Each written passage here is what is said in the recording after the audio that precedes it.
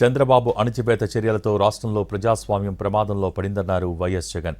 ఏపీలో పోలీసు రాజ్యాన్ని నడిపిస్తున్నారని, ప్రశ్నిస్తున్న గొంతు నులిమేస్తున్నారని ఫైరయ్యారు.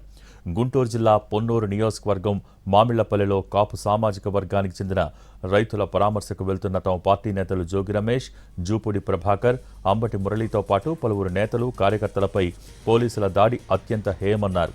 జరుగుతున్న అన్యాయాన్ని చూపిస్తూ ప్రభుత్వాన్ని నిలదీస్తున్న వైసీపీ నాయకులపై పైశాచికంగా వ్యవహరించి అరెస్టులు చేసిన విధానం దారుణంగా ఉందన్నారు జగన్.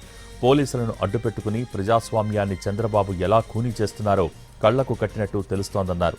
శాంతియుతంగా నిరసన తెలియచేయడానికి వెళ్తే చంద్రబాబుకు ఎందుకు బీపీ వస్తోందని, అంత ఫ్రస్ట్రేషన్ ఎందుకు చూపిస్తున్నారని ప్రశ్నించారు.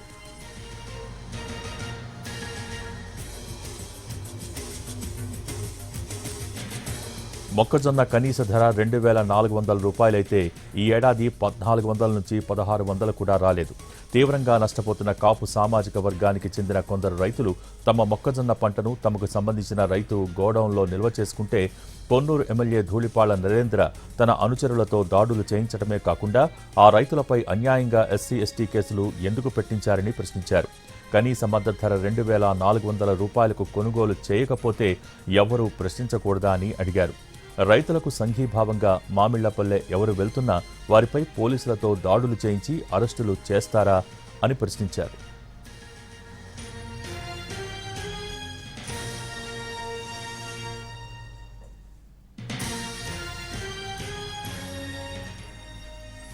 మరోవైపు దుర్మార్గాలను ప్రశ్నిస్తున్న వారిపై కూడా కేసులు పెట్టి బెదిరింపులకు దిగుతారా అని క్వశ్చన్ చేశారు వైఎస్ జగన్.